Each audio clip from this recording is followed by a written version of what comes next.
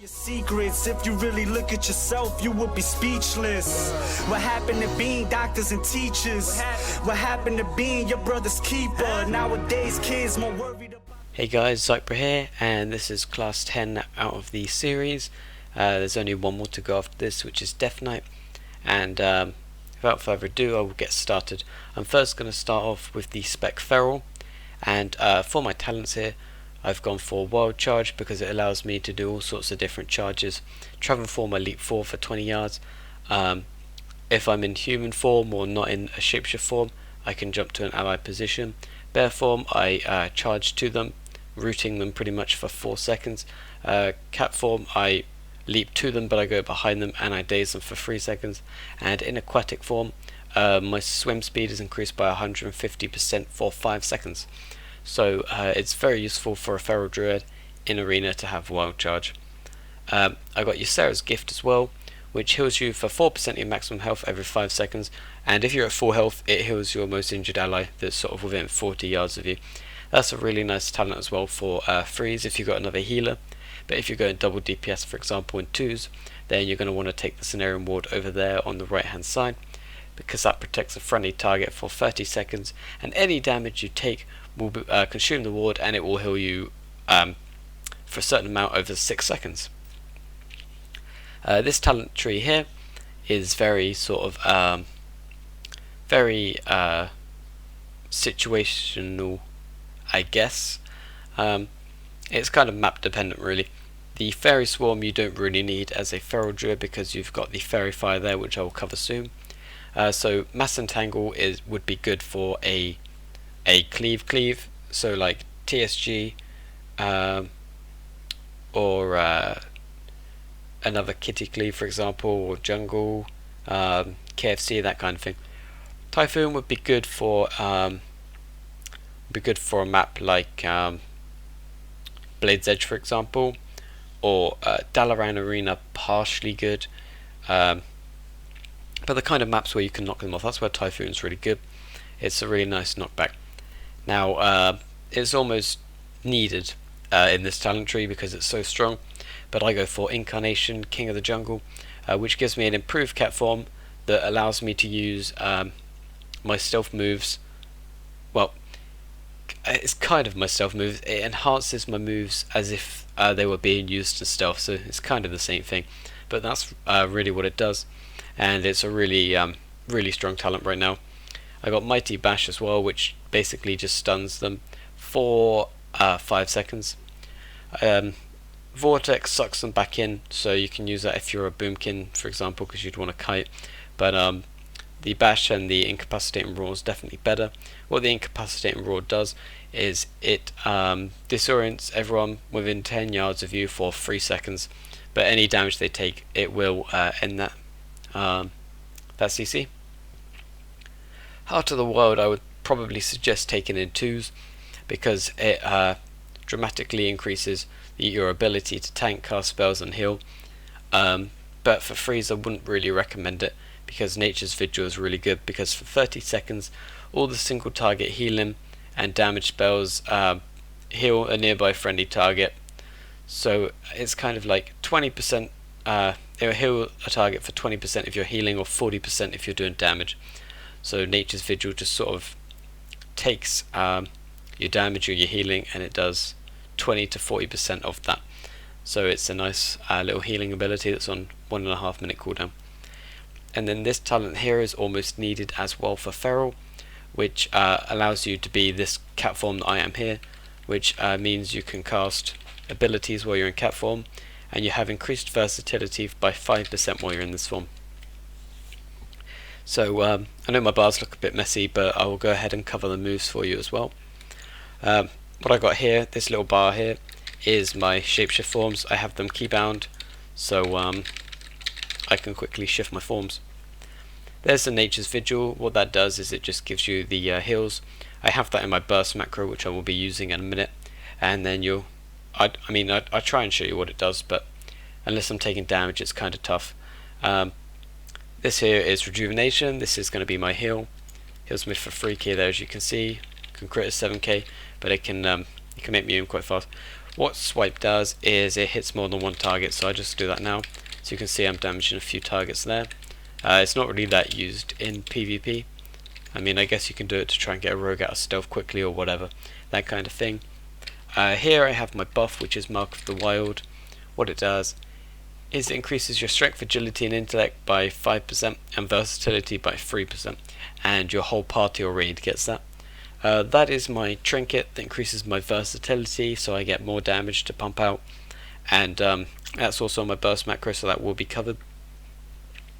That's a macro that you don't need to worry about too much because I don't use it anymore. That's my garrison ability. Now that's my skull bash. It's macroed so that I can have a focus kick. So if I had this guy as my focus, if I just press it, I kick this guy, and if I press it again in 15 seconds with control held down, I kick my focus target, which is really nice. It's the same kind of macro for wild charge there. So I'll try and show you that one. As you can see, I jump to my focus there. There's some kind of thing. I can kick that guy as well, as you see there. This here is my power shift macro. It allows me to quickly shift in and out of form, whichever form I'm in, so that's really useful as well. Remove corruption is the same as a lot of the other dispels that you get on the characters. You can dispel hex and like other curse and poison effects, sorry, which is really nice. That there's the food that's conjured by a mage. I don't often play with a mage on my feral, so it's not used as much, but it is there for me to use. Here I have survival instincts. It reduces all the damage I take by 50% for 6 seconds, and I have 2 charges of that, so it's kind of like a warrior's wall or die by the swords, whichever, you know. It's that kind of cooldown. There's another power shift macro there. That's kind of an old one that I've been using, that I decided to keep on my bars because since I lost Bark Skin, I put it in its place there because it makes my bars look less empty. That's Berserk. That's part of my burst as well. That goes really well with Incarnation, and it reduces the cost of all my catform abilities by 50%. That is also my burst macro. I have a focus cyclone macro there. What cyclone does is it CCs the target for 6 seconds, then 3 seconds, then about a second, as it DRs 3 times before they become immune to it for 20 seconds. There's a Typhoon there that I showed you in the talent tree. That basically just knocked them back. Really nice talent. There's Soothe. So what that does is it dispels enrage effects. So warriors have quite a few. Well, when I say quite a few, they have about at least 2 enrage effects that you're able to dispel. So if you can notice that, you can use Soothe and dispel it straight off of them. Really effective. Here is my macro as well for Fairy Fire. I can Fairy Fire my focus target and my normal target when it comes off cooldown again. There we are. Fairy Fire both of them with the macro there. I got Bash as well, which would stun them. As you can see, the stun there. That's my mount. There I have a focus root, which I can do to that guy, and I can do to that guy as well. Just pop my trinket by mistake. That's that one there. Moonfire, it pretty much just is a dot that you'll see me using Boomkin because that's kind of the one you use. But I've just got that there to dot, for example, a rogue if he's running away, stop him from stealthing. There are the health stones that are created by Warlock for me. I use the Soul Well, which you'll see in my previous video, to pick those up. Hurricane will also bring a rogue out of stealth. It's an AoE that doesn't really do a lot of damage, but it's good for breaking stealth. I have Healing Touch there, which allows me to heal up for probably about 20 to 30 odd K. But if I have to hardcast that all the time, I go pretty fast. In case you don't know, means out of mana. Shift T is where I'd have my Cenarian Ward if I was doing 2v2. So that's pretty much it for that bar there.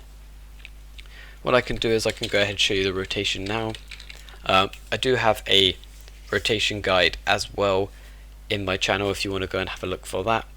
That kind of shows you with pictures as well what you want to do for your opener, but pretty much Feral Druid is a bit like Rogue, where you are working around combo points. So if I charge to him and go for a stun or whatever, I get a combo point. You just want to use Shred most of the time. Build up the combo points. When you get full combo points, you want to do a rip. That proc that you saw there, I'll get it back in just a second. What it does basically is it allows you to get an instant cast, not including Cyclone, but it allows you to get a instant cast for Roots, Healing Touch, and Rebirth. It becomes instant free and you can use it in all forms, so I can just go ahead and root that guy with it. Although you can't really see it, but it has been put on him, so I got that instant.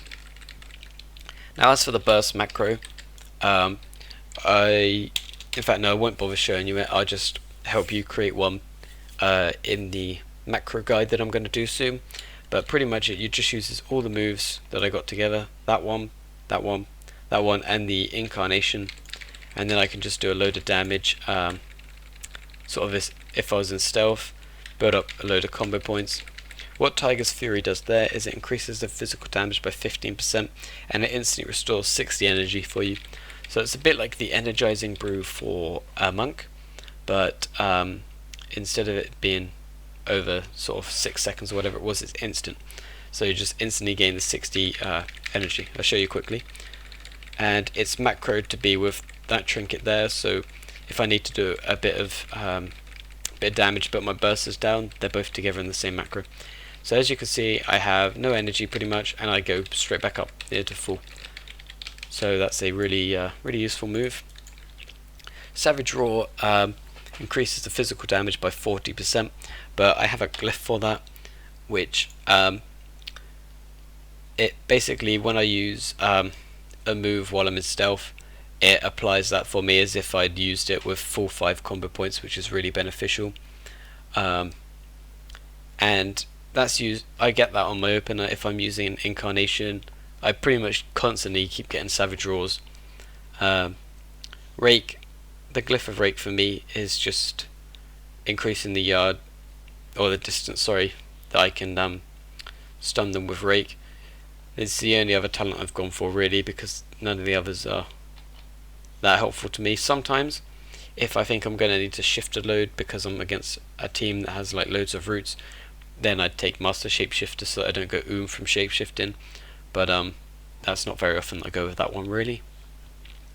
The glyph for cap form there, it also increases the healing I take by 20% when I'm in cap form. So it's really nice to have. I just get the extra healing, you know. That's always so beneficial. The minor glyphs are pretty much just cosmetic. That just lets me teleport to a random nature location. That increases my swim speed in aquatic form, and that makes my cheetah look like the cheetah before mop instead of the stag, which I'll show you later on one of my other characters. Dash there is enhanced speed, so I can just run around faster. Same with Shift X, that's another sprint. I also forgot to show you at V, I have Wrath, which is basically just a cast. I don't really use that on my feral, but it's just there just in case. So that's pretty much I think that's pretty much that for the feral. Trying to see if I missed anything. Oh yeah, I got a stun over here as well, a maim that uses up combo points, so if I just get all that, I can go ahead, do a stun there. As you can see, I got it there. Shadow Meld there, that's my Night Elf racial. Allows me to take a stealth, so if someone's cycloning me in an arena and I see it over here on my arena frames, I can just Shadow Meld the clone, and then I can go ahead and clone him myself if I want to. It's all sort of situational. If I need to clone someone else for a kill or whatever, then obviously I'd prioritize that. So that's pretty much it for feral. I now am going to show you my boomkin. So my boomkin bars are set up a bit differently, partially due to the talents as well. What I've gone for here is Displace the Beast, because it allows me to pretty much blink forward 20 yards, and it puts me into cat form, and then I'm running at 50% like a movement speed increase for 4 seconds, which is a really good kiting mechanism for me on the Boomkin, or Moonkin, or Balance Druid, whatever you want to call it. And I also have Cenarian Ward, mostly because I'm still gearing this guy up in 2s. For 3s I'd also go for Ysera's.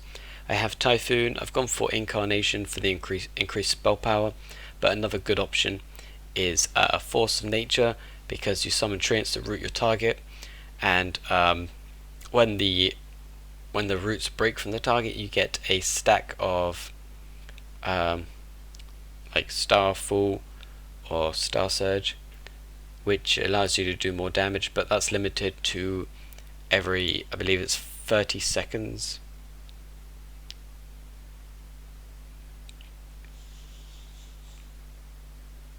Nope, there's actually not a time on it. So root breaks and you just keep getting them. So that's really beneficial as well.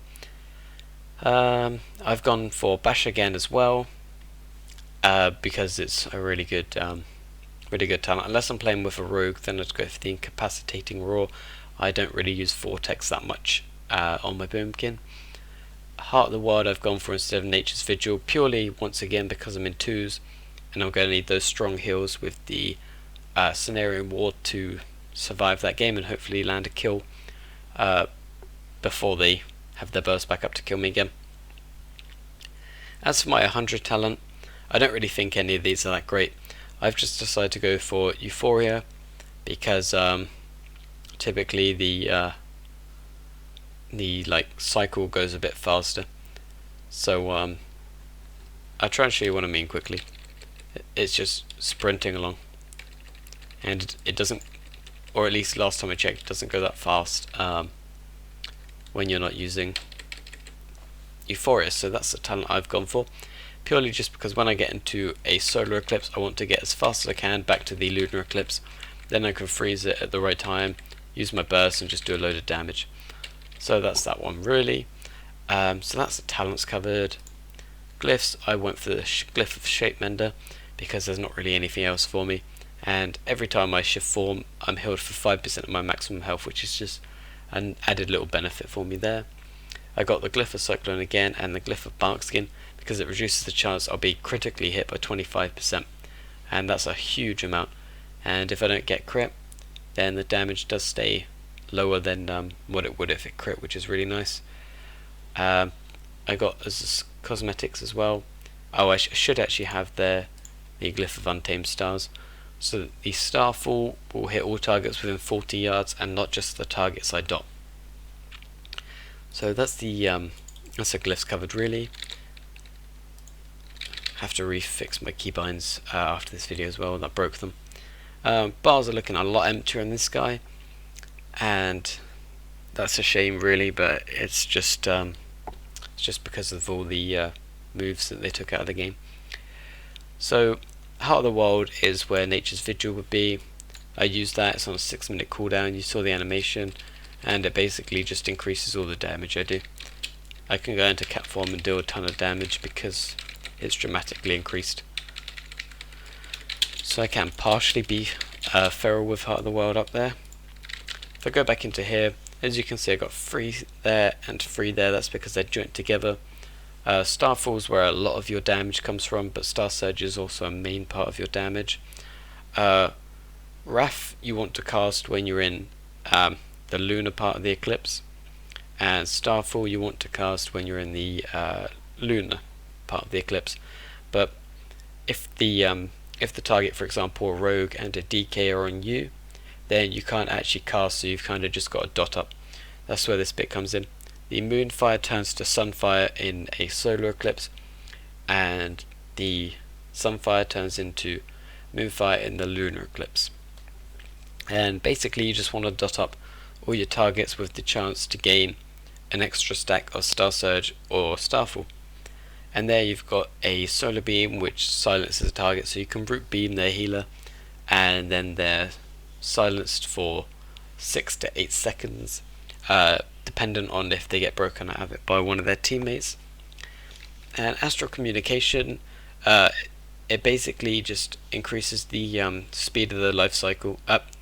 Not the life cycle, the energy cycle or eclipse cycle, whatever you want to call it. This here, it basically just, I have to be in combat for that, but it increases it by 300%, so I can stop that quickly, and it just sprints along there.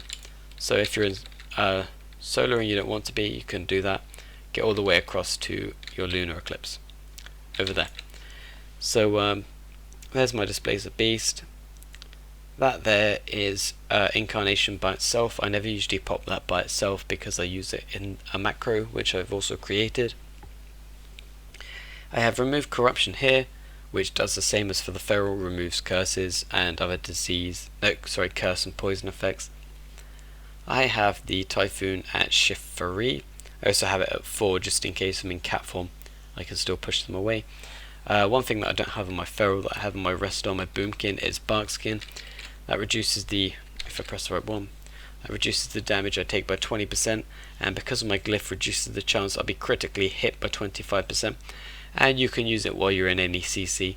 So if you're in a stun and you need to pop a defensive, you don't need to use your trinket to pop it like you do with the survival instincts on my feral. Got cyclone there as well. Got the wild mushrooms which you can put there. What it does is it basically slows the target by 50%, as you can see there on the debuff. You can't blow it up anymore like you used to be able to, unfortunately, so it just has to sit there. Healing touch is at shift 5 for my boomkin, because at that move I've got the starfall there instead. I've got bash again, and then once again my mount's there. Now I don't have bash is there again. I don't have the fairy fire like I do on my feral. I actually forgot to explain what fairy fire does, and what fairy fire basically does is it stops the target from stealthing, and it reduces their armor by about 5%, or at least it used to. Maybe they've changed that now, I'm not too sure. I don't really read it, I just know sort of what it does. But I'll go back and double check that in a moment for you guys, and then I'll confirm it when I do the resto video. So Fairy Swarm is basically an enhanced version of Fairy Fire, and it obviously prevents the target from stealthing again or doing any kind of invisibility, and reduces their movement speed by 50%. It does do a bit of damage when you use it, but it does have sort of a 6-second cooldown again, like the other things. So that's kind of it for that, really. You'd need to talent that if you want to have a similar thing to what I had on my feral, which is a big shame, but you can't win them all, can you, really? So I guess I can go straight into the rotation. Oh, I got a dispel macro there as well for my healer to get them out of the sort of hexes, and that I can just press one button, done. So without further ado, I'll sort of go into the rotation. So basically what you do is you just dot up the targets, and you'll get stacks of that when it's sort of time. When I get to there, I can pop my burst if I'm in 2s, and then I stay in the lunar eclipse, which means I can do a ton of damage with my starfalls, and it just allows me to do a ton of damage to them. It also applies both the moonfire and the sunfire because of celestial alignment. I don't have that move on my bars by itself because I always use it in the macro, but that's what it does. It basically pauses the cycle, and it acts as if you're in both a lunar eclipse and a solar eclipse at the same time. So it basically applies both the dots. The star surges are pretty damn strong, and it basically just enhances you to be in both eclipses, which means that you could do a ton of damage if you want to cast for sort of the solar. You get the both dots, which is like double the chance to get a star surge proc, etc. And you can use a load of damage with the starfall that you have on the side as well. I know that might be a bit confusing, but when you start to play the class, it kind of gets a bit easier, and you'll work out how to do sort of damage. It's not too bad. You can just use the starfall when you're at your lunar eclipse to get a ton of damage out, and probably force some enemy cooldowns. You've got 3 stacks of star surge, so if you want to take someone down to about 40% HP, you can use all those at once. then for example sort of clone the priest, and you can just keep using that. But what you need to do is get that there if you run out before you can use it again. It's 12 seconds until I get it back, or if I get a proc I get one back. That doesn't reset the cooldown, it will still be 6 seconds until I get another one. So it's really helpful to get that little Star Surge proc come up on the side. And that's pretty much just how you do damage on the Boomkin. And I know it probably does sound pretty hard or whatever, but I mean, last expansion I played sort of mostly resto and stuff, and that's kind of the content I pumped out. This expansion is mostly feral, but what I really want to try and do for you guys is try and get out some more Boomkin and resto gameplay as well. So I'd be able to help you a bit more with Boomkin with that, with those videos as well. But apart from that, that's pretty much it for my Boomkin. I will check the Fairy Swarm, and then I will go ahead and help out with Restoration Druid, and then that will be it for the video. So it's almost there, just one more spec to go. So the Fairy Fire doesn't decrease the armor anymore as I thought. That has actually been changed. I mean, I mostly just use it, and I think mostly other people just use it to prevent someone else from stealthing, but doesn't decrease the armor anymore. So onto the resto now as well. Since I'm still in the process of gearing up this guy, I've gone with Heart of the Wild again. I've gone with the Incapacitating Roar, purely just because if I've got two cleaves on me, like a DK and a warrior, I can just AoE them both for 3 seconds, gives me a chance to cast or get away. Currently I've got Tree Form just to survive, but Treants are very good now as well, and Soul of the Forest is also good, so it's kind of comp related really as to which one you go for those. I've gone for Typhoon to knock them back, but once again, if one gets a warrior or a DK, I'll go for Mass Entanglement to tangle them. I'll also go for Fairy Swarm if I'm against a rogue to stop him from stealthing so that he can't open up and deal some damage on me. Displace a Beast once again as another good kiting mechanism. I should really be Scenario Ward for my 2s, but I'm at Yseria's at the moment, but I will be swapping back to the Scenario Ward when I queue for more 2s on this guy. And Germination, because it's 2 rejuvenations on the same target, and it reduces it increases the duration of rejuvenation by 3 seconds. So the reason I've gone for that talent is because druids are sort of based on hot healing, so having an extra hot on like the target is a really good talent to go for. That one did look good originally, but Germination just comes out on top, unfortunately. So there's Heart of the Wild again. Right here I've got the buff again. That's the Conjured Mana stuff. I quite like playing RMD on my resto druids, so that would obviously get used quite often. Tranquility is an AoE heal. It heals everyone within the area, so that's really good to top your team back up if you're falling behind. And it's got a large radius, as you can see. I'm healing a lot of people in the area. That's the Garrison ability again. There's Wrath again. As a resto, instead of remove corruption, you actually have Nature's Cure, which removes magic effects, curse and poison, so you can take off sort of polymorphs and that kind of thing as well from your target. That's the benefit of being the Restoration Druid as opposed to the Feral Boomkin.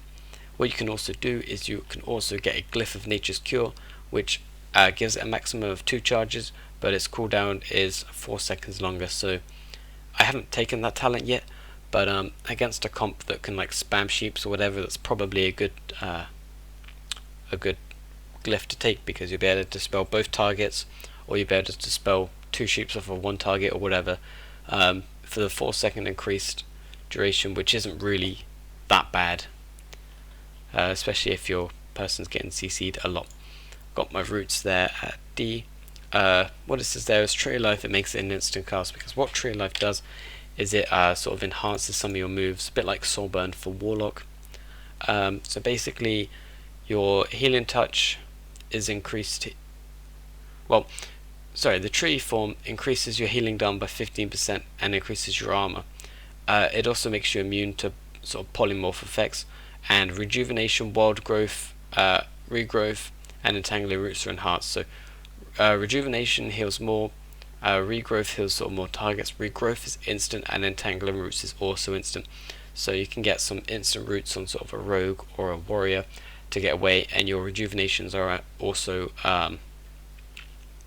instant, so you don't have to bother casting those. On my bar here I've got my moves. I can hit rejuvenation twice. I get my rejuvenation, which is the germination one, and the rejuvenation, and you want to have a life bloom as well. So you can have 2 rejuvenations on every target. Before I get rid of it, I'll show you what this does quickly. Your next regrowth costs nothing. Great. So that's what that one does there. What you want to do is you want to try and keep 2 rejuvenations on every single target, and just keep the life bloom on the target that's taking damage, and that can be swapped around freely to other people. So I can swap it to him, can bring it back to myself again as well. Swiftmend's really good for if they're low HP, but I usually use it sort of off cooldown because it doesn't have a very long cooldown, and it gives a large chunk of HP to your ally, so they don't have to get too low on HP, because you can just use your Swiftmend quite often. That move there at 5 is Nature's Swiftness. It causes your next Entangling Roots, Healing Touch, Rebirth, or Regrowth to be instant, and you can cast it in all form, and it's also increased by 100%. So I can just, what I usually do is Endless Healing Touch for 42k-ish HP, and that's a really good move on a minute cooldown. It's really beneficial. Wild Growth gives a dot to all targets sort of within 40 yards, up to a maximum of 5 people, so that'll cover everyone in arena. And there is my revive, which is at 7. I've also got Bark Skin on this character, shift 3 as well for that. What you saw come above my head there with the thingy is a Nature's Grasp, which means if a melee person attacks you, they get entangled. So if you put Iron Bark on one of your teammates, they'll also get that, which means if someone attacks them, they get rooted. Well, the enemy will get rooted obviously, but from your teammate and not you. Because what you can do with Iron Bark is whoever you use it on, whether it's yourself or someone else, they pretty much don't take, like the damage is reduced by 12%, and that lasts for 12 seconds. Sorry, 20%, not 12%, and it lasts for 12 seconds. And Iron Bark is pretty much the same as Bark Skin, but you can use it on other people. You can also use Iron Bark on yourself as well, so it's another cooldown that you can use on yourself if you are getting trained. The mushroom, you can't explode it anymore, but it's got a bigger ring as well, and it basically just heals anyone within this ring. So it's a small little AoE heal as well, but unfortunately you can't blow it up anymore. And then I got Incapacitate and Roar there that disorients everyone around you, and you can see the animation for it there. That's pretty much what that does. The trinket's there. The Soothe is there as well. Allows me to take off sort of from breach effects from warriors, that kind of thing. I've got Hurricane again as well. I also still have the Moonfire. I also have this Stampede there, Healing Touch, etc. Now these are my 2 macros to dispel Party 1 and Party 2, so I can quickly take the sheeps off of my teammates just by hitting the macro. And that uses my Nature's Cure there, and it just dispels them. Nice and easy. What Genesis does is it consumes your rejuvenation effect from the party or raid members that are sort of 60 yards near you or whatever, so if they don't have rejuvenation, it won't affect them. It is a kind of nice AoE heal because it takes all the rejuvenations, but you will be sort of behind with your hots, so you need to get them back up as fast as possible, or else you'll fall behind with your heals. But it pretty much just takes both the rejuvenations, or one if you've only got one or whatever, and it allows the healing for the rejuvenations. How can I say easy? What it does is it will take both rejuvenations and it will create Genesis, and Genesis heals the amount of both those rejuvenations over 2 seconds instead of the 17 seconds. So if I put both rejuvenations on me like that and then I use Genesis, boom, in 2 seconds I get the same healing done from both rejuvenations. So it's kind of a little burst heal, but you do have to, as fast as possible, get the hots back up on your teammates so that you don't fall behind on the healing, because once you fall behind on the healing as a druid, it's quite deadly. It's really hard to recover, and sometimes impossible to recover depending how far behind you actually fall. And I've still got my shapeshift forms keybound as well, which just covers that. That's the stag that I was talking about. I just on my feral have the glyph of the cheetah instead to be the old one instead of the newer form. So this is what tree form looks like. Instance there, increased rejuvenation by 50%, mana's less by 30%. This heals an additional 2 targets which you don't really need, and you get an instant root as well. That's pretty much what that does there. Is there anything I am missing? I've got Shadow Mail there as well. I got my Cyclone also. I think that's pretty much covered everything. Yep, I think that's the end of the Druid video. So hopefully you like this one. Sorry if I spoke too fast, or sorry if it went too much into depth. It's just the class I play, so I kind of tend to ramble on about my class really. I'm hoping I didn't ramble too much, but if I did ramble too much, and if you didn't like it, just let me know and I'll try and ramble less. But if you don't mind me rambling, or if you quite like me rambling, then let me know as well, and then I'll just let myself ramble in more videos, because I want to make videos that you guys like to see. So if I'm doing something that you don't like, I'd like to know that you don't like it, so that I can try and change that for you and make the videos more enjoyable, and then you'll be more likely to watch my videos. And a lot of these videos are sort of set out to help you guys, or to give you some really fun games that I play in Arena. So that's the kind of thing I'm going at really. I kind of want to interact with you guys, you know, just give you guys some help with some of your WoW classes and that kind of thing. On another note, I've recently finally managed to upgrade my internet connection. I've been waiting to upgrade my internet probably for about a year. They finally fitted fibre optic in my area. I think it's been within sort of the past month or two, and I've now finally been able to upgrade. So I've upgraded my internet connection. They're still currently activating it for me, but within about 5-ish days, maybe a bit less, I will have a better connection, which means I'll be live streaming almost every day, or where possible, and you'd be able to find me on twitch.tv/Zypra. So I will be streaming when my internet's upgraded. Super hyped to stream because I haven't streamed in a while, and I really enjoy streaming. It gives me a live interaction with you guys instead of over the comments on YouTube, and you'll be able to see my gameplay and that kind of thing as well. So I look forward to seeing you on the live stream as well. I will be able to get out, or should be able to get out, obviously depending when they activate the internet. I should be able to get out the final video of the series before I start my live streaming. But that's pretty much it for this video. I'll try and end it before I ramble on too much. The next video is going to be Death Knight, which will once again be on the PTR. The reason why this one wasn't on the PTR is because I have 3 druids, at least 3 druids level 100, so I can show you each spec on those instead of setting up the bars on the PTR and then showing you the character on there. I can just bring you over to my character that I've already got keybound and everything, and I can just help you out with these. So yep, before I ramble anymore, that's it for this video. See you in the Death Knight video, and thanks for watching once again. Bye for now.